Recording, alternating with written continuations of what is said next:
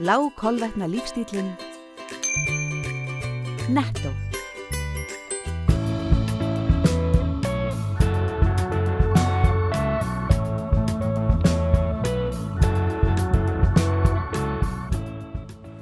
Komið sæl og verið velkomin í sjónvarp Víkurfrétta á öðrum stað þessu sinni. Við erum með 3 skemmtilega viðmælendur og við ætlum að fara yfir það helsta sem var á árinu 2014 og rýna í framtíðargluggana líka. Hjá mér eru í þessu sinni Kjartan Már Kjartansson, bæjarstjóri í Reykjanesbæ, Ragnheiður Elín Árnadóttir, ráðherra, iðnaðar- og viðskiptaráðherra og Þorsteinn Gunnarsson, sviðsstjóri í Grindavík.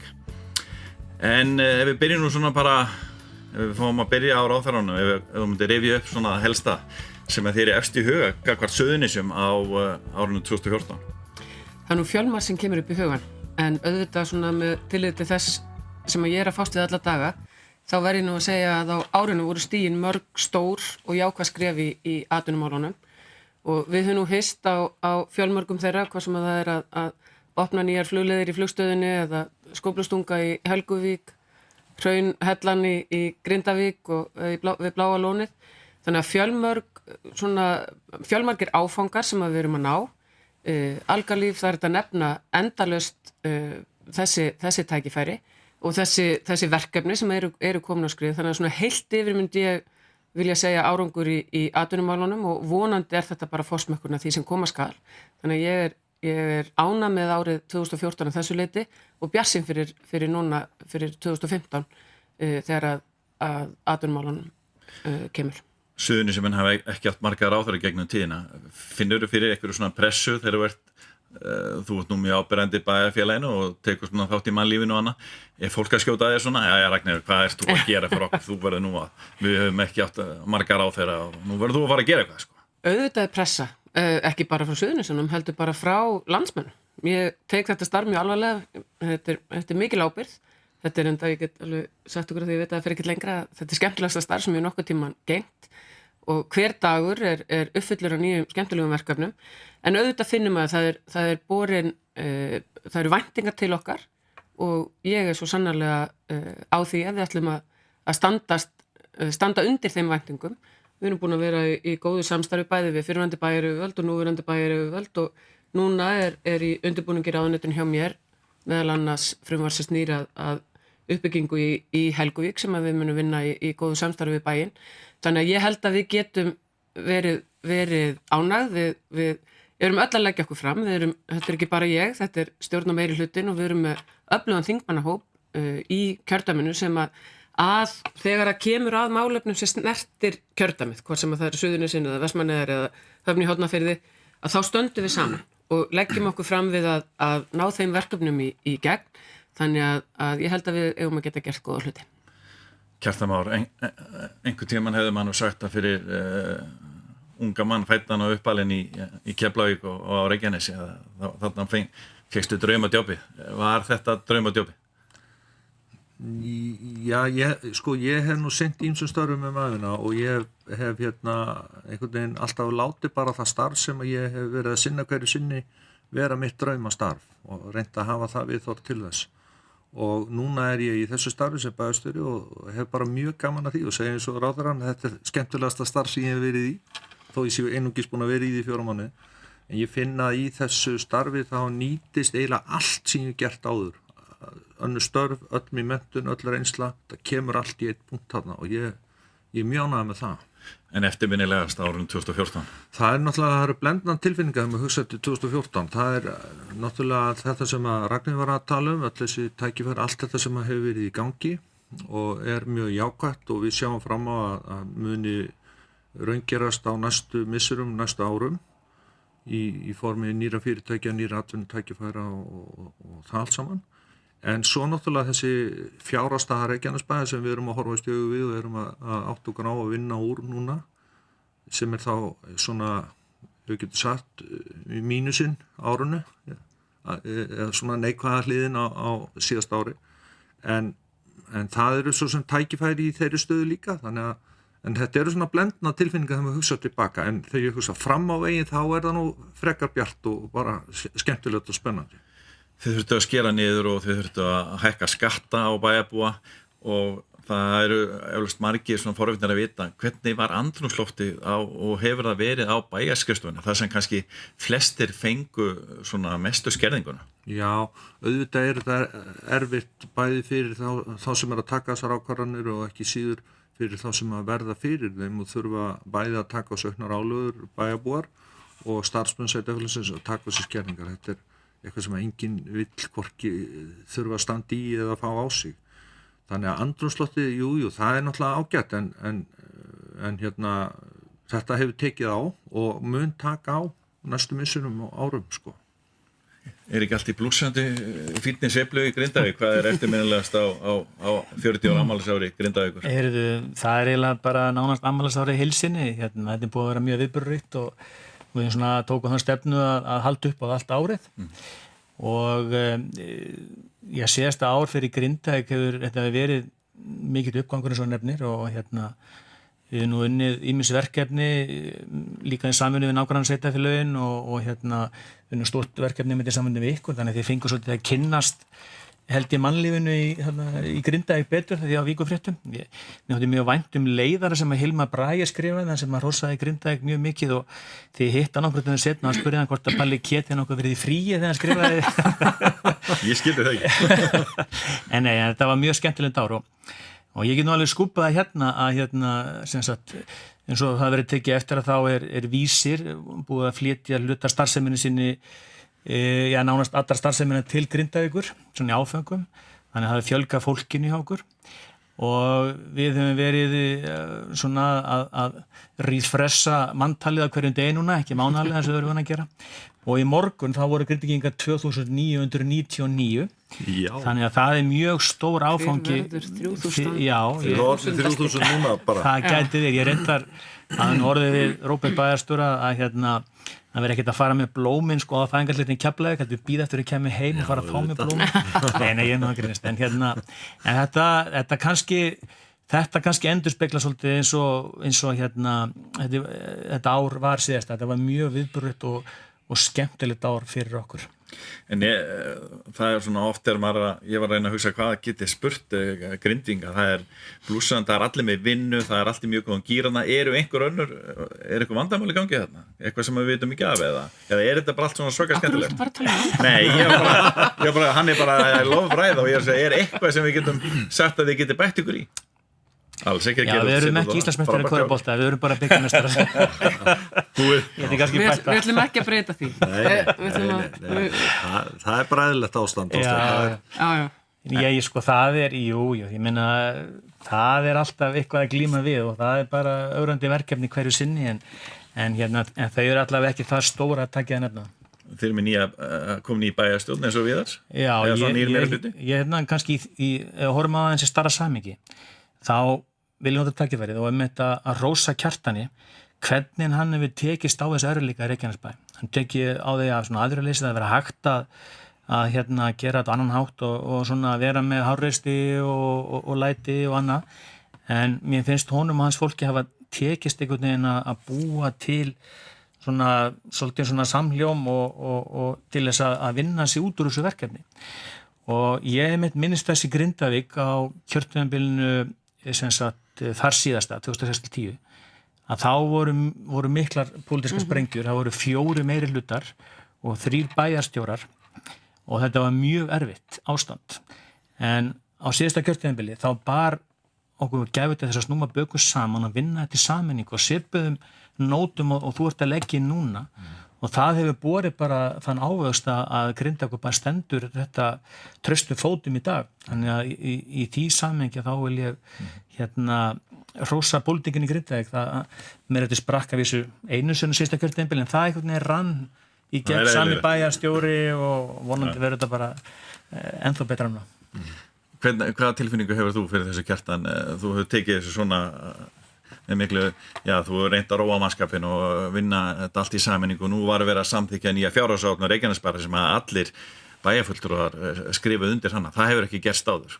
Þetta halleluja, allir glaðir? Nei, já og nei, sko. Í megin atriðum eru menn sammála verkefni. Verkefni sko stóra markmið sem við höfum núna að stefna að koma skuldaviðmið sveitarfélagsins undir 150% fyrir árið 2022 og við höfum 8 ár til þess. Það er stóra markmið.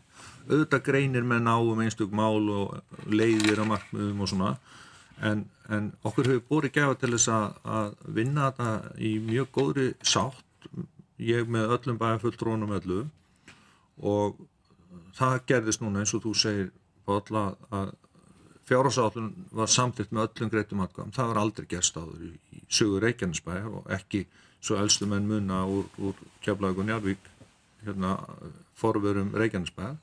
Þannig að það var sögulegt, en það er bara góð samstæða. Menn skilja verkefni, menn vita mikilvægi þess og það hefur verið lögð á það rík áhersla að ná þessari samstöðu og það hefur tekist og ég er bara afar ánægður með það og ég hef þá tilfinningu að það verði þannig áfram.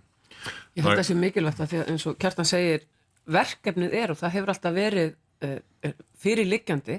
Það var farið í fjárfestingar, ekki bara fjárfestingarna vegna, heldur til þess að undirbúa ákveðin verkefni sem að eins og vorum að ræða á þann, vonandi núna að sjá fyrir endan á og þá koma þau verkefni með meiri tekjum fyrir bæjarsjóð, hafnarsjóð og þessa stóru pósta og ég verð að segja að því ég er náttúrulega borin og batthættur Keflvíkingur en flutti í burtu, bæði því ég fór í nám og bjó í útlandum, flutti aftur heim 2010 úr Garðabæ sem er afar gott sveitafélag og til fyrirmyndar mörgu leyti, sérstaklega eins og í skóla og svona fjölskyldumálum. Ég verð að segja það og það er kannski bara svona mín hvatning til Kjartans Más og ég veit að hann hefur ber mikið fyrir þessum verkefnum sem foreldri í Reykjanesbæ þá voru þetta kannski áhyggjurnar þegar við vorum að taka ákvörðun að flytja ég hafði náttúrulega lengra áhyggjur að flytja aftur heim vissi alveg að þar var gott að búa en maður hugsaði börnin sín og þess vegna að hafa verið þarna núna við vorum að halda 50 jólun okkar með 2 drengi sem að fá fyrirtaksmenntun bæði á grunnskóla og leikskólastiginu og maður veit í hvað þessir fjármunir hafa farið. Fjárfestingin hefur verið í innviðum og í þjónustu og gæðum þjónustunar við bæjarbúa.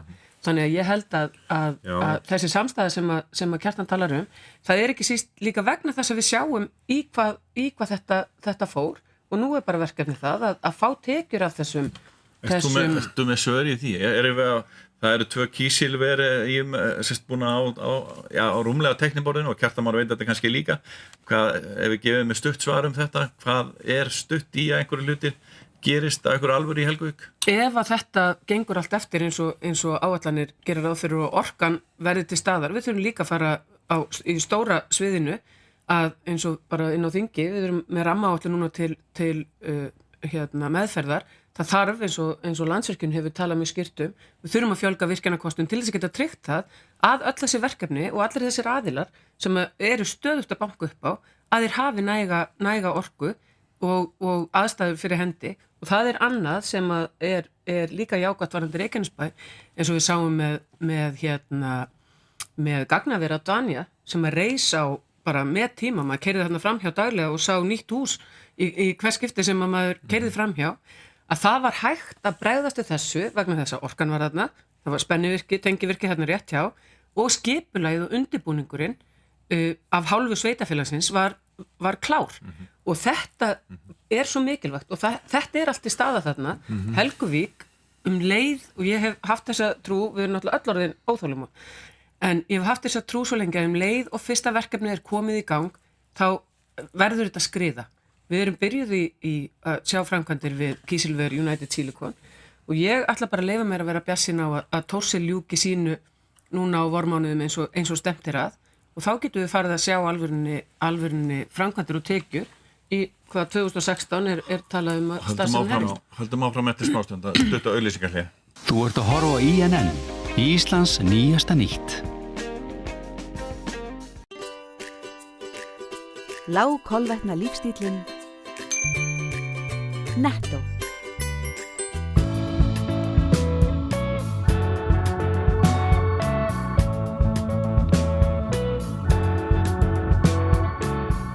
Það komið sæl aftur, við erum í sjónvarpi Víkurfrétta og við erum að ræða hérna við 3 kunna Já, íbúa svæðisins, Kjartan Már bæjarstjóri Reykjanesbæjar, Ragnheiður Elínu ráðherra og Þorsteinn Gunnarsson úr Grindavík. Kjartan Már, rétt aðeins svona örstutt Helguvík, það sem að Ragnheiður var að segja. Þetta alveg að dettin. Já, og það eru mörg teikn á lofti, en við höfum, og ég ætla ekki að gera lítið úr því, við höfum hins vegar verið að horfa á þessa uppbyggingu og þessa stöðu mjög lengi álver og alls konar fyrirtæki sem að hafa alveg verið að koma, og við tókum þá afstöðu bara núna, öll bæjarstjórnin, að horfast í augu við stöðuna bara eins og hún er.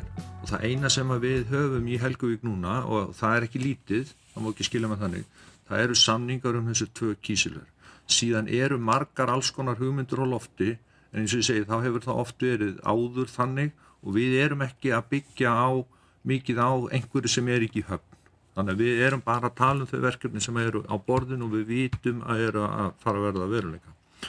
Var þetta sem að Ragnheiður var að tala börnin sín og það allt saman, þá er eitt sem að mér finnst líka full ástæða til að nefna, og það er gríða frá síðast ára og undanförnum árum, það er þessu uppbygging í skólamálum og gríðaleg breyting sem hefur orðið á grunnskólum Reykjanesbæjar síðustu ár, þar sem að við vorum frekar aftarlega á merinni, svona í samræmdu prófum með þessum samanburði skóla, en eru núna komnir í fremstu röð og erum að standa á, nemendur okkar, kennarar og foreldrar að standa sig gríðarlega vel í því öll saman og það er afar ánægjulegt.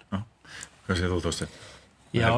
Já, þetta er náttúrulega umræða sem maður heyrt mikið undanfarið misseri og ég er svo gladur að heyra þessi Kjartan að segja, þú veist, að það er ekki alltaf hægt að vera bara á kantinum og bíða og sjá hvað gerist. Við vitum það á stöðunum sem er sem sagt menntun, hún er sem sagt lagst á Suðurnesjum á landsvísu, og helsta tækifæri sem að ég sé einmitt í að mennta okkur svolítið út úr kreppunni, og við erum náttúrulega fyrst með eins og í skólavolum í Reykjanesbæ að við erum til mikillar fyrirmyndar og það har líka verið góður uppgangur í Grindavík, og það sem er kannski einkennt þetta svæði mikið undanfæri misseri nýsköpun og þar er náttúrulega menntun gegnir hún lykilhlutverki, og ég get nefnt eins og til að mynda Kollandi í Grindavík, ég meina Grindavík er sjávarútvegsbær, við erum 11% af aflaheimildum og það sem er einkennt Grindavíkursvæðið það er samtakamáttur, haft gæfu til þess að vinna saman í ferðamálum, í atvinnulífinu, og þessi stóru sjávarútvegsfyrirtæki í Grindavík hafa eru núna að vinna því að fullnýta sjávaraflann, eins og til að mynda með Kolland sem er náttúrulega mjög spennandi fyrirtæki.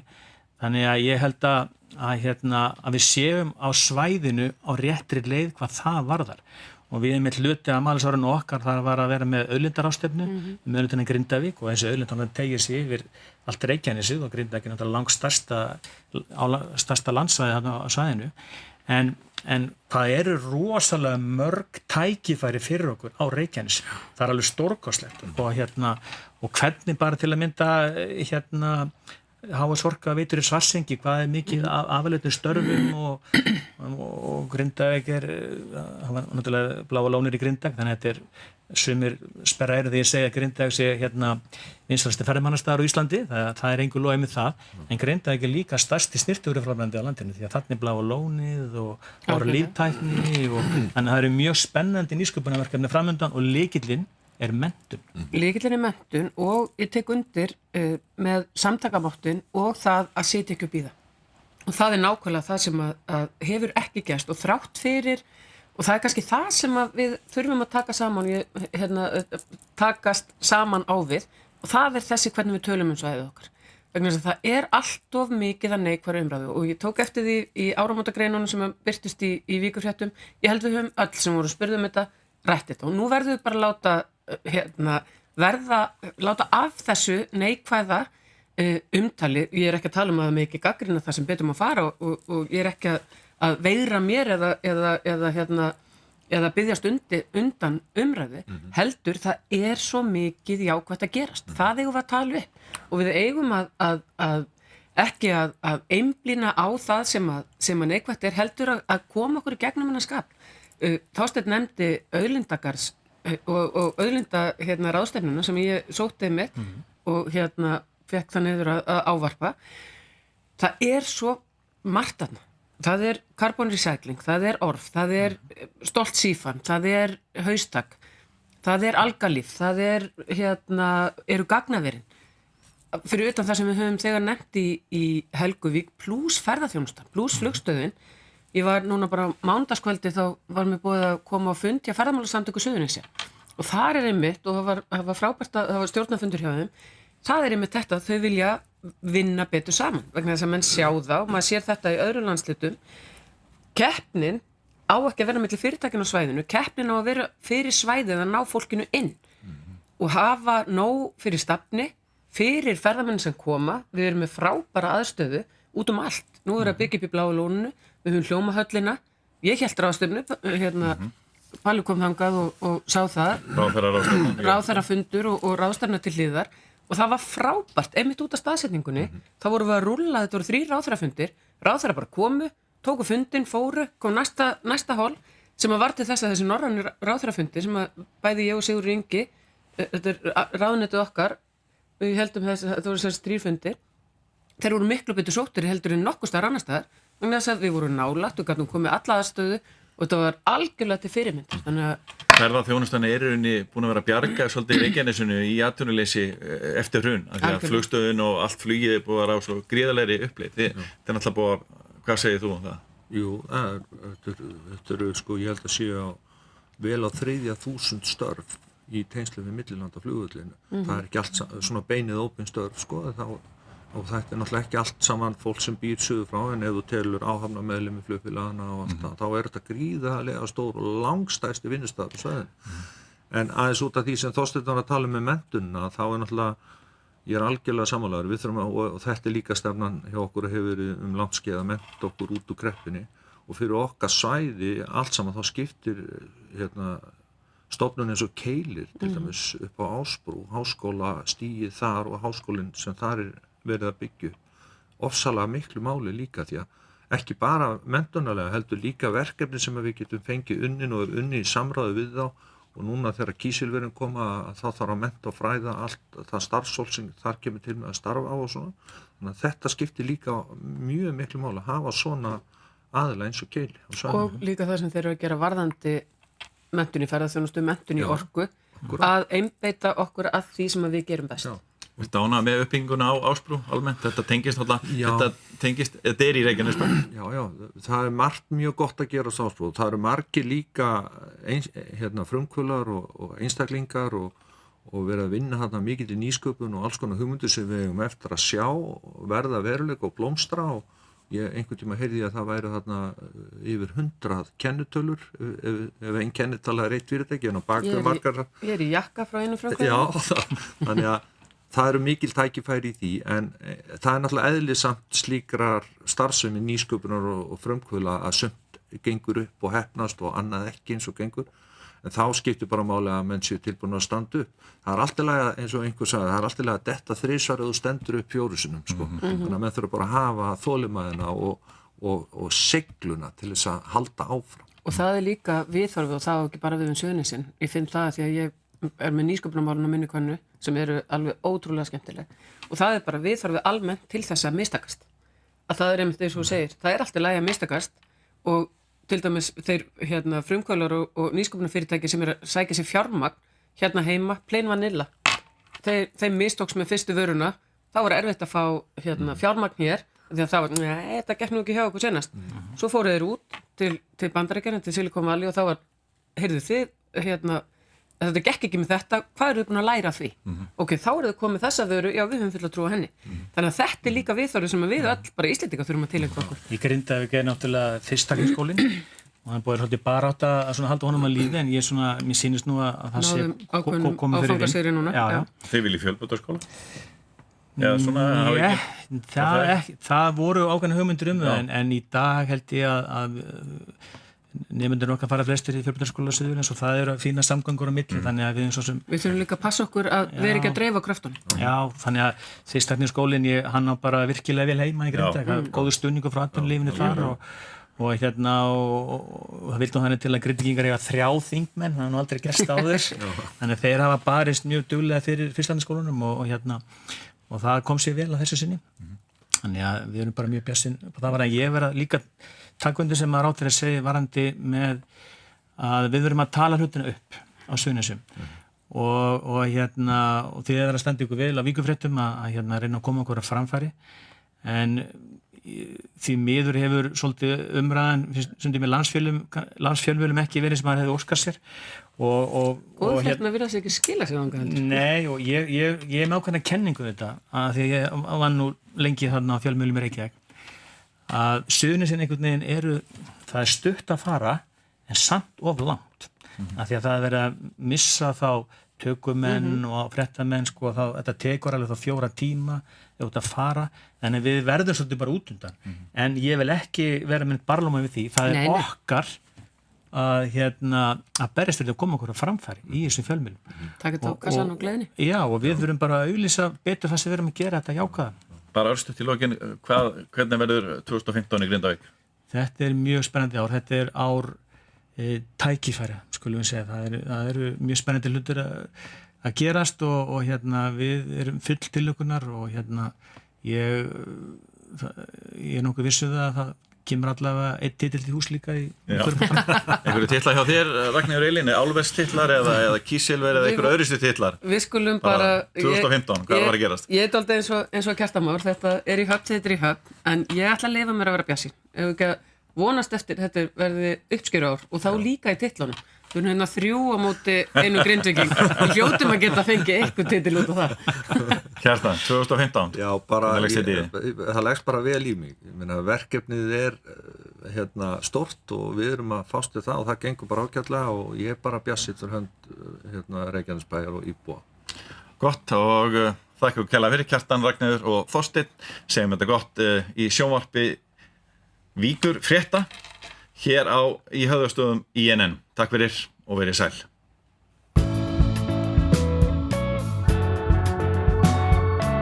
Leiðum við þökkum fyrir áhorfið viljum við minna á að hægt er að nálgast eldri þætti okkar á YouTube undir sjónvarp Víkurfrétta. Við minnum einnig á öfluga fréttaþjónustu okkar í vikulegu fréttablaði á Víkurfréttavefnum www.ff.is og fyrir kylfingana á kylfingur.is. Við þökkum fyrir okkur, verið sæl. Úti fær vindur að valda veðrugum tónum Núna nötrar af kulda nóttin í snjónum Og vindur, já dansaðu vindur á veðrugum börn að finna húsaskjól